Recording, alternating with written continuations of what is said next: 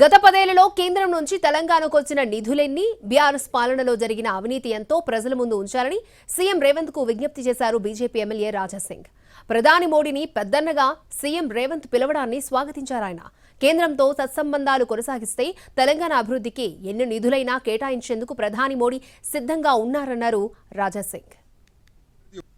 రేవంత్ రెడ్డి గారు మోదీ గారి గురించి చాలా మంచి మాటలు చెప్పినారు. పెద్ద అన్న అన్నాడు.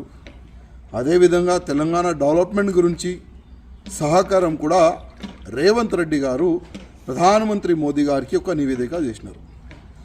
రేవంత్ రెడ్డి గారికి చెప్పేది ఒక్కటే, కేంద్రం నుంచి ఈ 10 ఇయర్స్లో ఎన్ని డబ్బులు వచ్చినాయి తెలంగాణ ప్రజల ముందు పెట్టాలని నేను రేవంత్ రెడ్డి గారికి అడుగుతున్నా, రిక్వెస్ట్ చేస్తున్నా.